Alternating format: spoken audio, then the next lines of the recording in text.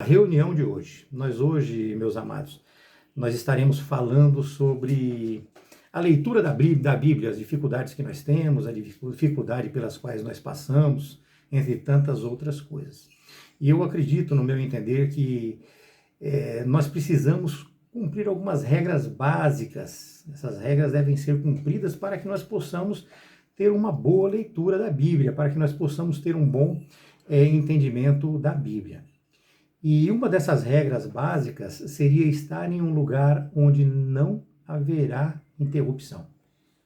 Estar em um lugar onde nós não seremos interrompidos. Um neto, um filho, um parente, uma pessoa de fora que possa nos interromper. Então nós precisamos separar um local para nós estarmos ali em oração e fazendo a leitura bíblica. Nós precisamos nesse momento estar verdadeiramente em paz, sem preocupações. Por mais que a nossa vida seja atribulada, por mais preocupações que nós tenhamos, naquele momento nós precisamos tentar trazer para dentro do nosso coração a nossa relação com a palavra de Deus naquele momento, esquecendo as preocupações que advêm de tudo isso. Por quê, meus amados? Porque conforme nós lemos a Bíblia, conforme nós nos relacionamos com aquilo que nos é apresentado, nós precisamos pensar sobre aquilo que nós lemos, nós precisamos buscar entender o que Deus está falando, o que a palavra está falando conosco. E para isso nós precisamos de algumas outras regras também que nós vamos, durante o transcorrer da nossa reunião de hoje, falar. Nós vemos o texto de Josué 1:8 e o texto de Atos 17, no versículo 11, que falavam a palavra para a igreja, era pregada a palavra na igreja e depois ele tinha que ir lá para conferir. Vamos ver se realmente a palavra condiz com aquilo que foi nos dito, que nos foi apresentado. Portanto, meus amados, nós temos que ler a Bíblia sabendo que a Bíblia é verdadeiramente a palavra de Deus. A Bíblia é a palavra de Deus e ela não é apenas um livro. Por quê? Porque um livro normalmente ele nos apresenta uma ilusão de convencimento. Vamos colocar como um exemplo bem esdrúxulo, mas vamos colocar o Harry Potter. Então aquele livro está te vendendo uma ilusão. Então você está comprando aquilo de uma maneira muito enfeitada. Então o livro vai te apresentar uma ilusão e vai te convencer de certas coisas. Já a palavra de Deus, quando nós falamos da palavra de Deus, ou seja, da Bíblia Sagrada, as Escrituras Sagradas, ela não pretende apenas te convencer. Te convencer também, então, ela quer te convencer, mas ela não pretende apenas te convencer. Ela quer te transformar, e ela vai te transformar e te convencer pela ação do Espírito Santo. Dentro dessa sua ação de busca de entendimento. Então, você buscando verdadeiramente o entendimento, você não tem a dúvida que o Espírito Santo ele vai agir dentro do seu coração, vai agir dentro de você, diferentemente do que ocorreria num livro normal, num livro qualquer.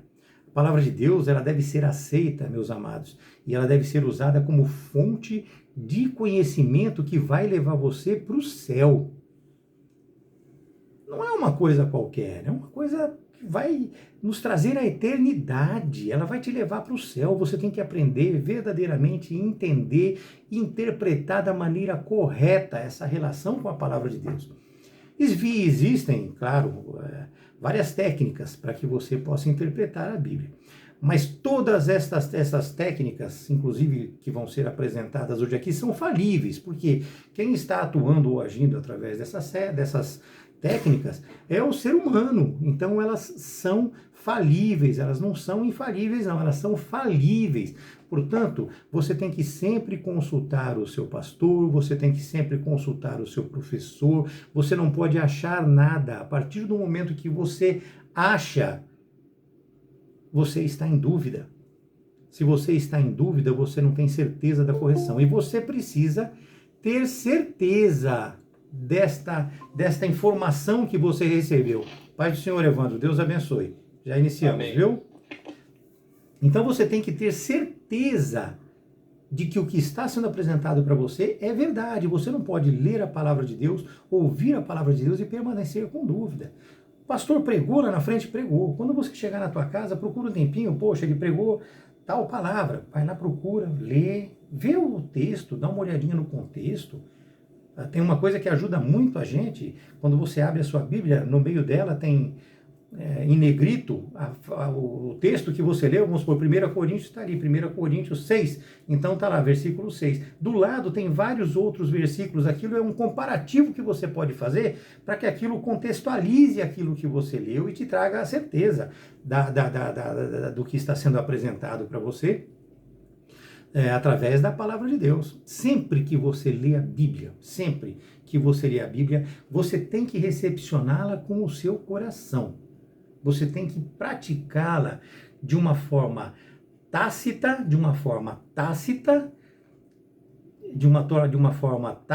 e perfeita. Tácita e perfeita, tá ok?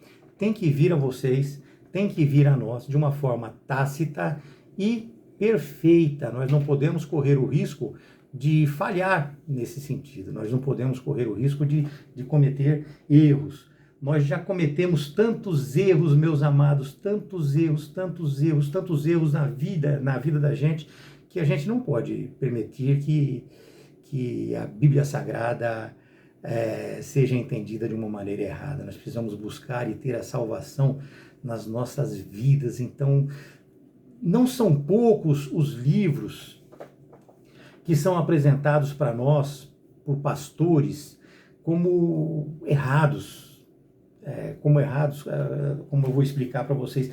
Não são poucos os livros que fazem uma contextualização errada da Bíblia. Existem muitos erros, muitos enganos, devido a uma má interpretação, devido a uma dificuldade de tradução, devido a uma má intenção também. Por que não dizer isso? Muitas pessoas, elas vêm com má intenção, eles vêm trazendo as coisas de uma maneira tal que vai atrapalhar a sua vida. Então você tem que tomar muito cuidado com as leituras que você faz, aquilo que te é apresentado, como é apresentado a você. E aí fica a pergunta, né? A pergunta é sua, é minha, a pergunta é nossa. Será que nós estamos lendo corretamente a Bíblia ou nós estamos apenas entendendo ela ou lendo ela de uma maneira superficial? E quando é que nós podemos falar que está sendo feita de uma maneira superficial ou não? Um descaso na leitura, uma leitura eventual, uma leitura de um texto, depois foge totalmente para outro, tipo, está pescando na Bíblia alguma coisa para te agradar. Um exemplo, você está no ônibus lendo, dentro do ônibus, aquele bagunça, barulho, o ônibus freia, vira, tira, no vagão de um trem, durante o seu almoço. Não que não possa fazer isso, não estou dizendo que você não pode fazer isso, e também não estou dizendo que nós não sejamos nesses momentos aí tocados pela palavra de Deus. Com certeza nós somos tocados e nós recebemos, com certeza, mas esse não é o ideal. O ideal é você estar, como nós falamos no início, tranquilo, né? Você estar ali separado, você estar ali dedicado somente e exatamente a isso. Nós precisamos estar em paz, com tranquilidade, e precisamos verdadeiramente estar entregues a esta leitura. São tantas coisas hoje que nós podemos falar, amados, que fica até difícil de escolher o assunto, porque é muito abrangente mesmo, muito abrangente mesmo. Mas vamos iniciar então a nossa aula com a leitura de Atos, que é o que pede a nossa revista da Escola Bíblica. Leitura de Atos 8, de 26 a 30. Atos 8, de 26 a 30. Se vocês estiverem acompanhando, vamos lá. E o anjo do Senhor falou a Filipe, dizendo: levanta-te e vai para a banda do sul, ao caminho que desce de Jerusalém para Gaza, que está deserto. E levantou-se e se foi. E eis que um homem etíope, eunuco, mordomo-mor de Cândace, rainha dos etíopes, o qual era superintendente de todos os seus tesouros e tinha ido a Jerusalém para a adoração, regressava e assentado ao carro lia a profecia, o profeta Isaías. E disse o Espírito a Filipe: chega-te e ajunta-te a esse carro. E correndo, Filipe ouviu que lia o profeta Isaías e disse: Entendes tu o que leis? Entendes tu o que leis? Esse é o texto proposto pela revista da Escola Bíblica. E eu complemento. Entendes tu o que lês? Nós já falamos anteriormente com os irmãos sobre papiros, sobre pergaminhos. E ele estava lendo, né? Naquela época, amados irmãos, nós vemos hoje a educação como está, muito poucas, uma grande quantidade de pessoas hoje já são alfabetizadas. Mas naquela época não era uma quantidade muito grande, poucas pessoas elas sabiam ler. E ele estava ali lendo papiros e pergaminhos. Nós já explicamos na última aula, os escribas escreviam e repetiam, mas funcionava mais ali a oralidade naquela época. Então era mais passado de geração em geração através da oralidade por este motivo. Naquela época, poucas pessoas eles sabiam ler, sabiam escrever. E a resposta do etíope foi uma resposta bastante interessante, né? Ele falou: como posso entender se alguém não me explicar? Então vocês vejam uma pessoa bastante inteligente, uma pessoa que tinha conhecimento de leitura, sabia ler, ele faz a pergunta: como posso entender se não tem quem me explicar? Então nós já vemos aí que há necessidade sim de uma interpretação, há necessidade sim de que você leia com bastante atenção. De lá para cá cresceram muito os conhecimentos, cresceram muito, se desenvolveu muito as técnicas de leitura, e eu vou apresentar algumas técnicas de leitura para vocês, técnicas de estudo, não de leitura, desculpem, técnicas de estudo. Eu sei que as pessoas que estão na nave da igreja, muito poucas delas vão utilizar essas técnicas, mesmo porque há necessidade de um empenho muito grande para que elas sejam usadas. Mas o básico nós vamos tentar conversar a respeito disso com os irmãos. Então eu vou apresentar para os irmãos, em primeiro lugar, a exegese. A exegese é uma das técnicas que nós utilizamos hoje para fazer a leitura da Bíblia, que nós usamos para fazer o entendimento da Bíblia.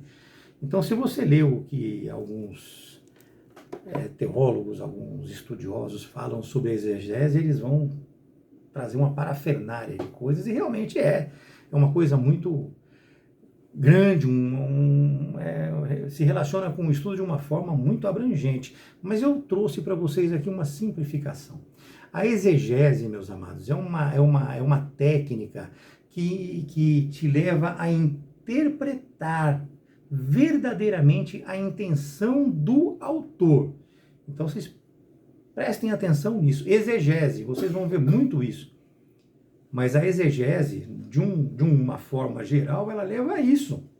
Ela leva a isso, a você tentar buscar na sua leitura qual é a intenção do autor, o que o autor quis dizer com isso. Então você tem que buscar verdadeiramente e de fato o que o autor quis dizer. Não pode achar, você não pode achar. Você não pode pensar que está resolvido porque você decidiu assim. Então não é dessa maneira que funciona, não é verdade? Então nós temos que aprender que quando nós vamos usar a exegese, nós temos que buscar um contexto geral de coisas, ou seja, nós vamos buscar as línguas faladas, os fatos históricos, os fatos culturais, fazer comparativos com outros textos, e os outros textos vão ter que coadunar com esses textos que nós estamos lendo para poder trazer um esclarecimento de dúvidas. Então, os outros textos, como eu falei para vocês, eles vão esclarecer aquele texto que você está lendo e está tentando aprender um pouco mais relacionado a ele. E para isso tem aquele negrito e do lado tem os textos que você pode trazer um comparativo.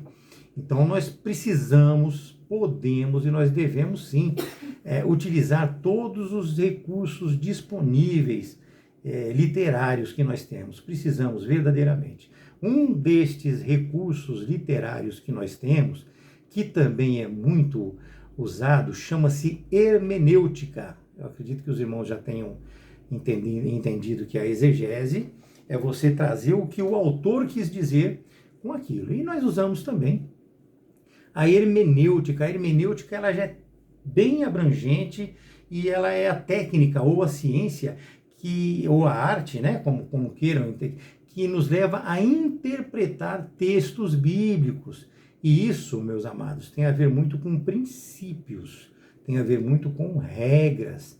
A exegese, ela se serve de todas essas regras que a hermenêutica oferece, que a teologia oferece. Então a exegese, ela se serve de tudo isso para poder trazer o que o autor quis falar com aquelas palavras. Então a exegese, ela vai se servir de todas essas regras, de todos os princípios. Pois não. Como que escreve exegese? Sim. É E, X, E, G, E, S, E. Tá bom? Falou, filho, obrigado. Tá, muito bem, então. Ele não deu para entender, porque ficou falhando. Tá, ela desligou dela, agora eu consigo falar. Exegese é E, X, E, G, E, S, E. Tá, obrigada. Tá bom? Então, não, imagina, não tem problema não, pode perguntar, a gente está aqui para responder. Então, essa exegese, ela se serve de todas essas regras, de todos esses princípios, para poder chegar a uma interpretação boa, para poder levar aquilo que o autor quis dizer com aquele texto que ele escreveu. E a teologia, com todos os seus departamentos, também são muito importantes, mas ela serve para coadunar, para que se chegue na autoria. Um exegeta, ele traz coisas que o Espírito Santo falou ao coração dele. Muitas vezes nós lemos o mesmo texto 5, 6, 7 vezes. Nós, quando eu falo, é vocês também. 5, 6, 7 vezes, para de repente descobrir um tesouro escondido naquelas palavras. E de repente esse tesouro escondido naquelas palavras é o que o autor do texto verdadeiramente quis trazer, quis apresentar, né? Então, a teologia, ela abarca todos esses meios, todos esses métodos. Então, a teologia, ela vai buscar na hermenêutica, na exegese, uma maneira de estudar a Bíblia. Sempre é dessa forma. E aí nós temos a teologia bíblica. A teologia bíblica, ela vai extrair da própria Bíblia a sua intenção, ou seja, o seu teor. É aquilo que eu expliquei para vocês. Eu estudo da Bíblia pela Bíblia. Então, nós encontramos na Bíblia justificação para textos que muitas vezes nos trazem dúvidas, tá bom? E esta está também diretamente ligada à teologia sistemática. Nós às vezes ouvimos muitas palavras que nós não entendemos, mas pode ficar tranquilo. Isso é para pessoas que já se aprofundam mais nas leituras, nos estudos e querem buscar uma faculdade, um curso superior. E não que vocês não possam usar a teologia sistemática entre todas as outras, podem, mas normalmente é usada por pessoas que estão mais querendo se formar, ter uma graduação. Então, todas elas estão ligadas a uma teologia sistemática, que engloba vários ramos da teologia, ou seja, a teologia doutrinal, ou seja, das doutrinas, a dogmática, que traz os dogmas, a teologia, a filosófica, a teologia cristã, que formula uma descrição racional e coerente. Então, a teologia cristã, ela traz ali uma descrição racional e coerente de tudo isso e traz para a gente, meus amados, uma coisa bem coerente, uma coisa bem equilibrada. Ele traz um entendimento. E o mais importante disso tudo, para trazer para vocês, é que nenhuma dessas teologias, nenhum desses estudos que nós fazemos ou dessas técnicas que são usadas, nenhuma delas pode se contrapor à outra em nada. Uma não pode contradizer a outra. Nós temos que achar, diante desses estudos, a mesma informação que o autor quis trazer, que o autor quis nos apresentar. Então, quando nós falamos sobre teologia, nós falamos sobre todos esses estudos e sobre cavucar o chão até achar aquela pedra preciosa que nós buscamos na palavra de Deus. E é certo quando alguns pastores falam que a teologia muitas vezes destrói a pessoa, mas depende de como ela está buscando essa teologia.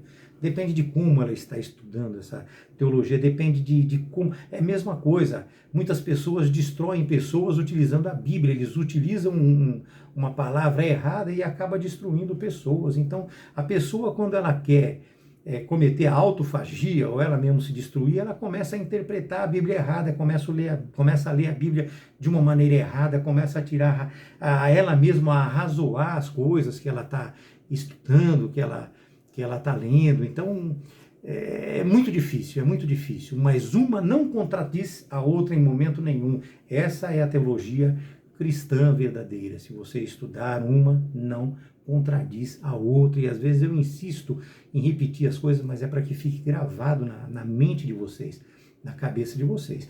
Nós temos também a teologia histórica, ou seja, ela estuda pensamentos ao longo do tempo. Já existe também algumas coisas que fica mais difícil, a escrita textual.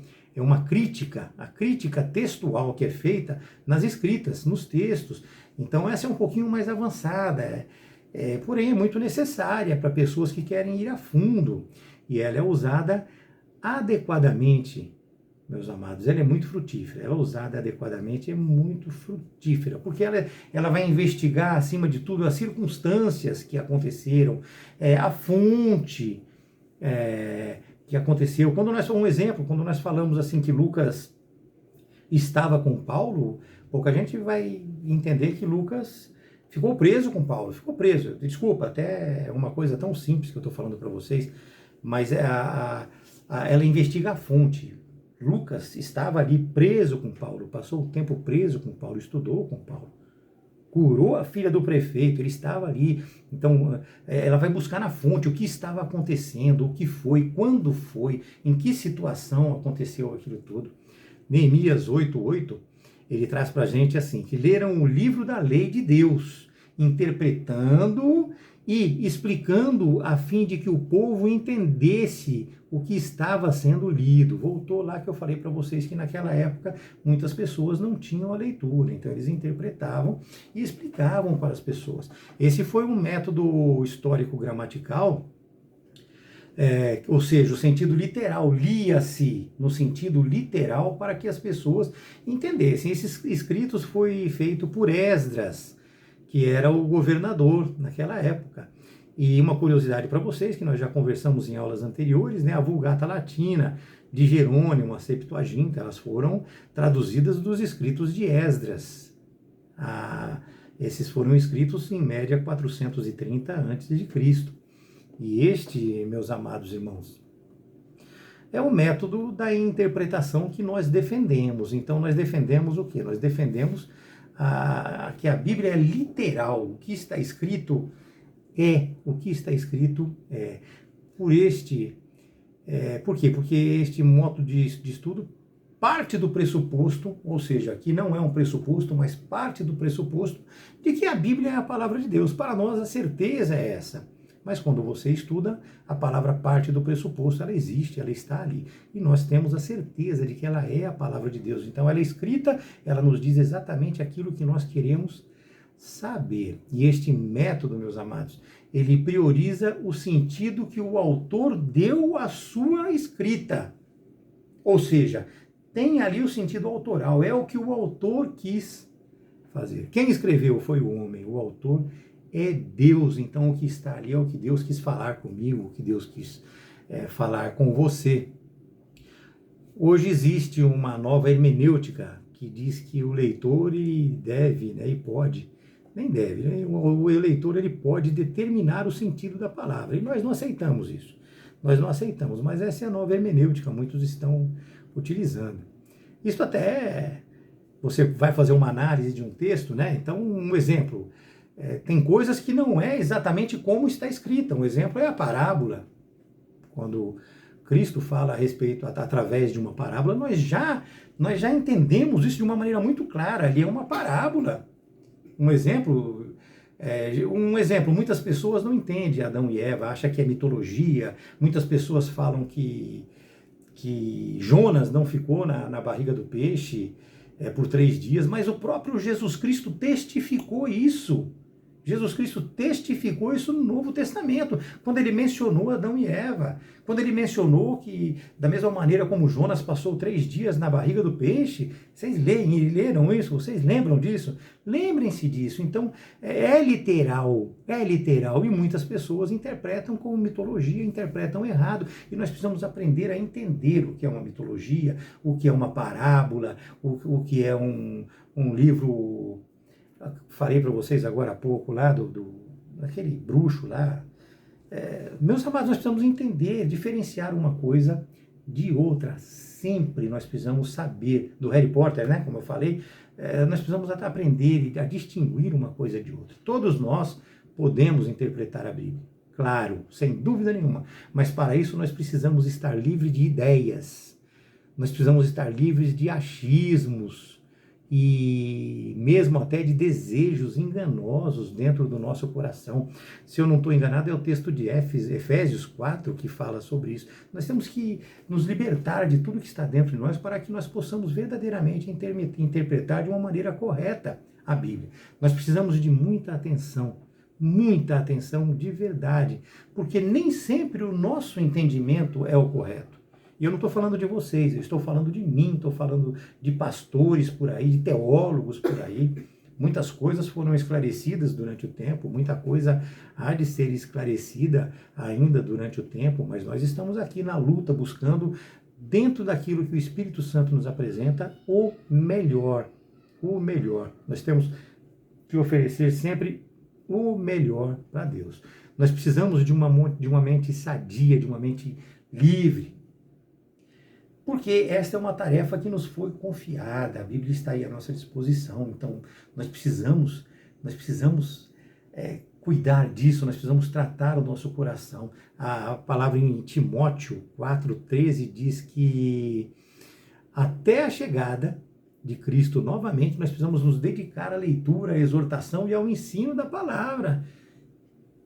Amados, até a chegada, não é eu ler a Bíblia uma vez e achar que eu entendi tudo e está tudo certo. De vez em quando agora eu dou uma olhadinha nela, de vez em quando eu vou lá dar uma pescadinha. Não, nós não entendemos nada. Nós temos que ler e reler e temos que buscar a continuidade da Bíblia. Você pega ela de Gênesis e vai até Apocalipse. É lógico que eu aconselho sempre uma pessoa que está principiando no Evangelho começar dos Evangelhos. Aí depois ela vai descobrir lá o Antigo Testamento. Aconselho. Mas uma pessoa que já está lidando com a palavra de Deus, já se trata através da palavra de Deus,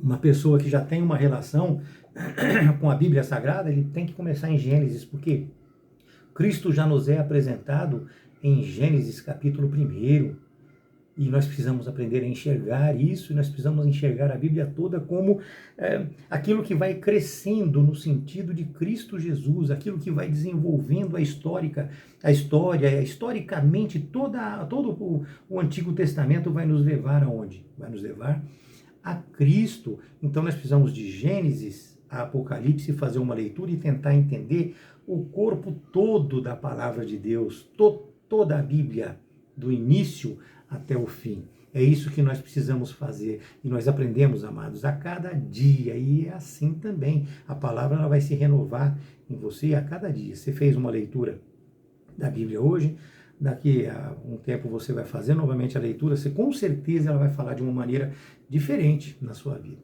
E isso, irmãos, deve ser feito sempre em oração. Nós precisamos ter sempre e buscar sempre na oração a orientação do Espírito Santo. Sempre. Não podemos abrir mão disso nunca. A nossa relação com o Espírito Santo, ela tem que ser grande para que nós possamos ter um bom entendimento.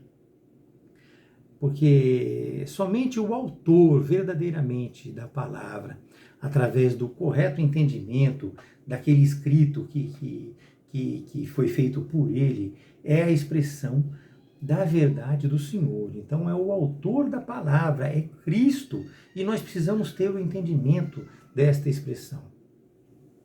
Precisamos entender que Deus deixou aquela palavra, e aquela palavra é Deus falando conosco.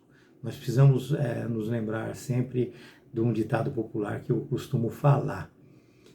Eu falo de vez em quando, né? E o pastor Gilson fala também, já ouvi ele falando. Eu sei o que eu te falei, mas você entendeu aquilo que eu te falei? da maneira como eu te falei? Então, às vezes, a gente até conversando, a gente não entende direito o que a pessoa falou. O pastor Justo costuma falar, eu não gosto de falar no WhatsApp, ou não gosto de falar por outro meio, porque chega muito seco, você não está olhando para a expressão do rosto da pessoa. Quando nós vemos a Bíblia, nós olhamos, nós vemos a expressão do autor na Bíblia, porque nós não vemos nada além de amor ali dentro, nada além de amor. Nós não podemos, de maneira nenhuma, amados, determinar o sentido da informação passada pelo autor. Nós não podemos determinar o sentido. Aquilo tem que ser dele, aquilo pertence a ele, nós vamos lá para aprender, nós não vamos lá para acrescentar. Esta é a exegese ortodoxa, gramatical que nós buscamos, que nós temos, que nós fazemos. É um compromisso inegociável com as Escrituras. De lá nada se tira e nem se acrescenta. É a expressão pura e verdadeira de Deus à nossa vida. E nós entendemos, como regra de fé e prática para nós, a autoridade final, como lá em Timóteo, 2 Timóteo 3,16. Então, como nós já estudamos com os irmãos, nós partimos, novamente eu vou usar a palavra pressuposto, mas nós partimos da certeza que a palavra de Deus ela é inerrante, ela é infalível e ela é verdadeira, meus amados. Tudo o que está escrito é verdade. É verdade. Nós não podemos ter dúvida no nosso coração. Nós não podemos permitir que dúvidas entrem na nossa vida. Nós acatamos assim, desta maneira, todas as suas doutrinas. Então nós vivemos todas as suas doutrinas. Nós acreditamos, sim, no sobrenatural de Deus. Nós acreditamos literalmente em milagres. Os milagres acontecem, nós vemos isso na nossa igreja, em várias pessoas. A gente tem que ter medo para poder declarar que ocorreu um milagre, mas quando o milagre acontece, nós vemos, já vimos isso na nossa igreja, não foi uma vez, nem duas. Então, nós temos que acreditar nisso, nós acreditamos verdadeiramente no batismo com o Espírito Santo, no falar em línguas, nos dons espirituais, mas nós acreditamos muito mesmo no fruto do Espírito. E é isso que nós vamos trazer para dentro de nós, é isso que nós vamos começar a respirar, lendo a Bíblia e aprendendo com ela. Nós vamos trazendo primeiro o fruto do Espírito Santo, que é a nossa relação com a Escritura, a nossa relação com Deus, a nossa relação com os irmãos. E a partir daí nós recebemos de Deus, com certeza, nós recebemos de Deus. Quando se fala em doutrina de iluminação, amados, nós vamos escutar muito falar sobre doutrina de iluminação. Aliás, nós já escutamos e foi por esses dias mesmo, mas eu não vou entrar em detalhes. Nós escutamos sem saber que se tratava da doutrina de iluminação. Nós estamos falando da capacidade de discernir sobre a verdade da palavra de Deus. A doutrina de iluminação é discernir sobre a verdade da palavra de Deus. 1 Coríntios 2,14 nos diz assim, quem não tem o Espírito não aceita as coisas que vêm do Espírito, porque eles são loucura. Eles não são capazes de entender isso, porque são coisas discernidas espiritualmente. E as pessoas que não têm o Espírito de Deus, elas não discernem essas coisas. Muitos pastores falam mal e acusam até os estudiosos. Contudo, a iluminação, ela não é uma fonte paralela de revelação. O que é que eu quero dizer com isso? Muitas pessoas falam mal de estudiosos e tudo porque eles acreditam na iluminação. Eu li a Bíblia me revelou, tá bom, é isso aí. Eu li a Bíblia me revelou, acabou. E com isso ele começa a viver certas coisas e a gente começa a ver certas coisas na internet, na televisão, que não coadunam com a palavra de Deus e a pessoa está ali, se achando certa. Então, essa iluminação ela não pode ser tida como uma fonte paralela de uma revelação divina. Ela apenas elucida o que já foi revelado pelo Espírito Santo. Então, o Espírito Santo te revelou uma coisa, e aí você vive um dom, você vive uma situação, e aí você fala, poxa, verdadeiramente Jesus vive, verdadeiramente Cristo vive, verdadeiramente Deus é Pai, porque você viveu uma situação, e essa situação coadunou com a palavra de Deus. Ou seja, sem uma leitura sadia, não há como você elucidar nada. Você precisa conhecer a palavra de Deus para no momento que você viva uma revelação, que você viva algo que seja revelado pelo Espírito, você saiba que você está vivendo uma coisa revelada pelo Espírito Santo. Nós temos um texto que é muito usado, como é que, eu não sei nem se consta para mim, se eu marquei em algum lugar aqui, ele é muito usado. Como é que você vai se lembrar de alguma coisa que você não viu, que você não leu? O Espírito Santo, ele vai te lembrar daquilo que leu, daquilo que você viu, daquilo que você estudou. Você leu uma vez, eu sei, desculpem, eu sei porque eu vivi isso. Você lê a Bíblia uma vez, daqui a 6 meses, 7 meses, 8 meses, muito pouco você vai se lembrar. Agora, quando você começa a ter continuidade da leitura da Bíblia, você começa a ter uma relação verdadeira com ela. Então, quando alguém for revelar, alguma coisa for revelada para você, você vê se aquilo coaduna com a palavra de Deus. Vejam, meus amados, que nós, como pentecostais, nós temos experiências com Deus.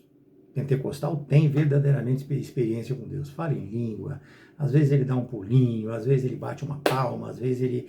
Então nós temos, uma pessoa se emociona, nós temos verdadeiramente experiências com Deus. Ocorre que estas experiências, elas têm que ser sempre submetidas à palavra de Deus, como eu acabei de falar. E com elas tem que concordar. Nossas experiências, elas têm que ser confirmadas pela palavra. E aí está a diferença entre pentecostal e pessoas que não são pentecostais, né? Falo até aqui, posso falar, porque nós estamos numa aula, posso até falar sobre o neopentecostalismo. O neopentecostalismo é diferente. O pentecostal, ele tem a Bíblia como fonte primária de autoridade. Então, o pentecostalismo, ele tem a Bíblia como fonte primária, é nela, eu extraio tudo dela, eu tiro tudo dela, porque é Deus falando comigo. Já o neopentecostal, ele supervaloriza as experiências. Então, ele vive uma experiência, ele supervaloriza aquilo.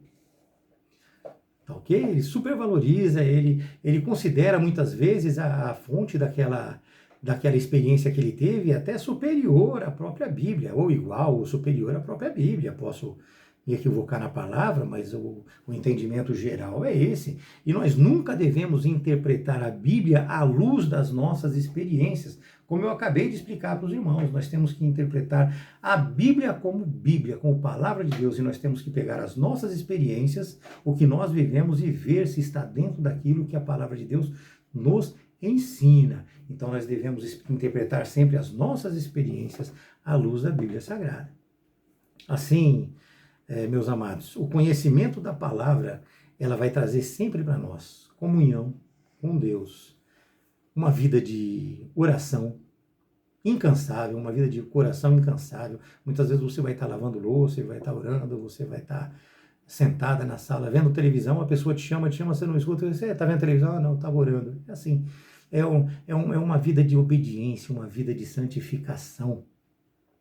2 Pedro 1, de 3 a 10, é um texto maravilhoso, vocês leiam esse texto, 2 Pedro 3, de 1 a 10. Maravilhoso, muito bom, traz muito crescimento, muito entendimento, vocês aprenderão muito nesse sentido. É que o tempo urge, nós temos alguns minutos de aula, mas tem muito assunto para falar, então nós temos que tentar nos ater a isso. Não se deve, meus amados, esquecer que a exegese e a hermenêutica apresentam a Bíblia como sua própria intérprete. Não podemos de maneira nenhuma esquecer isso.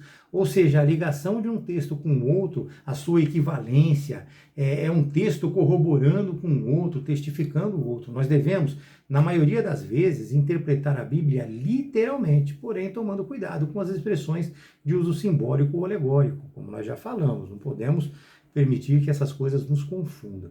Um exemplo que eu trago para os irmãos, porque eu acredito que todos nós fomos católicos. Na verdade, eu mesmo fui católico por muito tempo. Quando nós estamos na igreja, eles falam: tomai e comei, este é o meu corpo, que é dado por vós. Na igreja católica, eles apresentam isso como uma transformação verdadeira. Isso aí chama-se consubstanciação. Se vocês quiserem, depois eu escrevo no particular para vocês. Consubstanciação. Então, essa consubstanciação, ele é o termo que indica a crença na união local das substâncias do corpo e do sangue de Cristo com a substância do pão e do vinho. Então, eles creem que ali existiu verdadeiramente uma união. Assim sendo, o verdadeiro corpo e o sangue de Cristo, eles se encontram presentes realmente e localmente naquele pão e naquele sangue.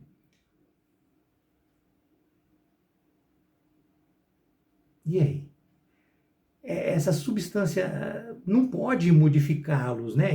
Ele não vai ser modificado, mas eles entendem que o corpo de Cristo está ali e o sangue de Cristo está ali. Nós já entendemos de uma maneira diferente, em cima de leituras textuais, estudos. Nós entendemos diferente, nós entendemos aquilo como uma coisa simbólica.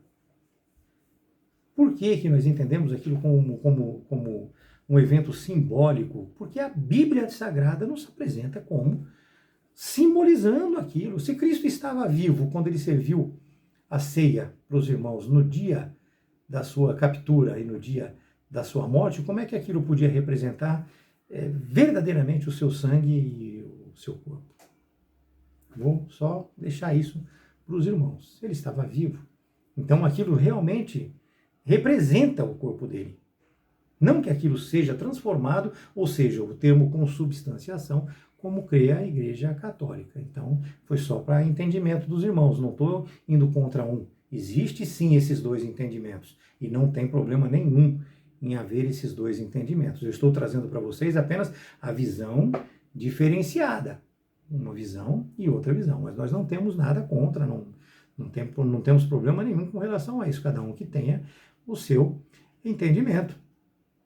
Nós devemos ter o cuidado de manter a leitura em um contexto. Não podemos perder de maneira nenhuma isso, analisando versículos que precedem e que se seguem ao versículo que nós estamos estudando. Então, nós estamos lendo um versículo, nós temos que ler os que antecedem, ou até o capítulo todo, que é os que antecedem e os que passam dele. Então, nós temos que fazer essa leitura para ter um entendimento melhor, ou seja, temos também uma máxima a respeito disso que diz, né, que o texto fora do contexto gera pretexto. O texto fora do contexto gera pretexto. E assim, amados, a Bíblia deve ser analisada num todo, e nunca usando um versículo isolado, o que permite um erro de entendimento. Então nós precisamos aprender muito lendo a Bíblia e precisamos aprender muito com relação a isso.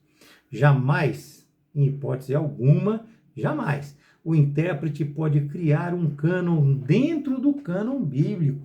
Porque a Bíblia já tem o cânon dela formado, nós não podemos de maneira nenhuma criar um cânon dentro deste cânon já formado.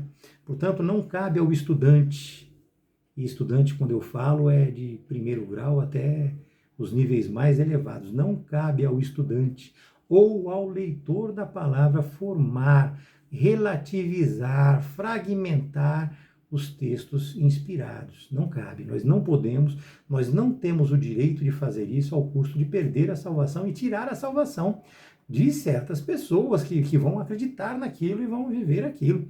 A Bíblia, ela se completa por si só, em momento nenhum ela se divide. O Antigo Testamento e o Novo Testamento é uma sequência lógica,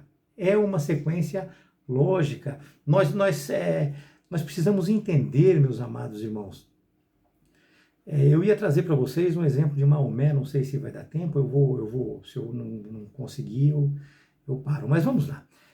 Nós precisamos entender que ler a Bíblia, sabendo que ela é a única verdade, que ela é a palavra de Deus, verdadeira para cada um de nós.